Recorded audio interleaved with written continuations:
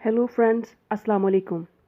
दोस्तों, कहा जाता है कि दुनिया में शायद ही कोई ऐसा मुल्क हो जहां पुरस्कार जगह ना हो। ऐसी ही कुछ जगह पाकिस्तान में भी हैं, जैसा कि महात्मा पैलेस।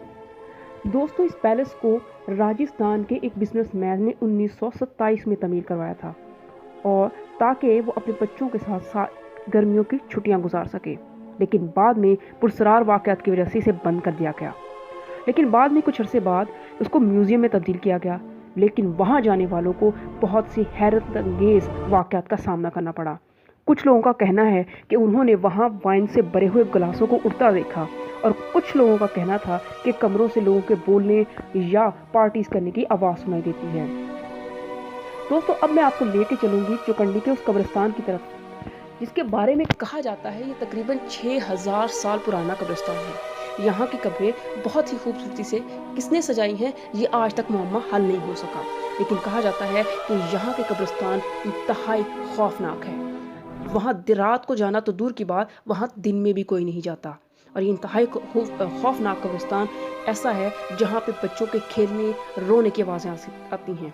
कुछ लोगों का कहना है कि इस कब्रिस्तान में ये कब्रें चलती हुई भी दिखाई देती हैं। और अब बात करेंगे पुरस्कार कारसाज रोड के बारे में, जो कि कराची में मौजूद है। दोस्तों, यहाँ पर एक पुरस्कार दुल्हन के रूप में एक खौफनाक औरत देखी जाती है। कहा जाता है कि ये औरत तकरीबन रात के पहर में दिखाई देती है। जो वहाँ से गुजरते हैं, अक्सर लोगों को वहाँ से जब गुजरते हैं उनको रोकने पर मजबूर कर देती है। इसलिए वहाँ पर गुजरने वालों के साथ बहुत ज़्यादा हादसा वाक़या रोज़ाना होते हैं।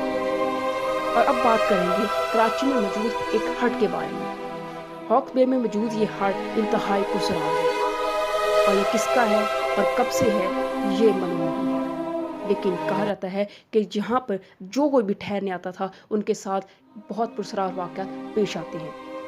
जैसा कि वहाँ चीखनों की आवाज़, और अचानक बच्चे वहाँ क्रिकेट खेलते हुए दिखाई देते हैं, और कब वहाँ से गायब हो जाते हैं आज तक ये मालूम नहीं हो सका। और अब हम बात करेंगे एक पुरस्कार घर के बारे में। ये घर सरगोदा के एक नवाही इलाके लसबेला में मौजूद है। ये पुरस्कार घर कैसा है, यहाँ पर लोगों को एक पुरस्कार शख्स दिखाई देता है। ये शख्स उम्र में रसीदा लगता है, लेकिन ये कहा जाता है कि ये शख्स किसी को नुकसान नहीं पहुंचाता। ये काफ़ी अरसे से मौजूद है। अब हम चलते हैं चलतन की पहाड़ी की तरफ।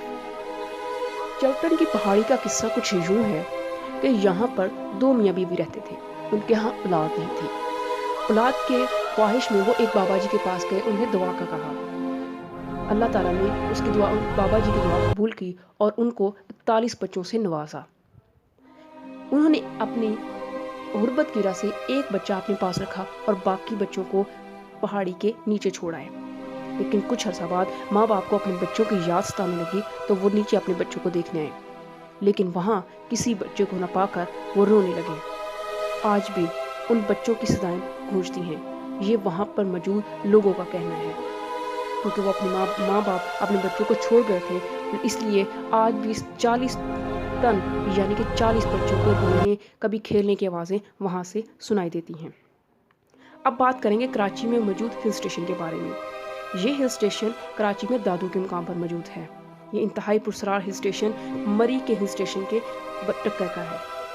कहा जाता है यहाँ पर भी मुख्तलिफ तरह के लोगों को देखा जाता है, कभी बुढ़िया की शक्ल में, कभी जवान और कभी बच्चों की सूरत में। ये इंतहाई पुरस्कार हिल स्टेशन दादू के शहर में मौजूद है।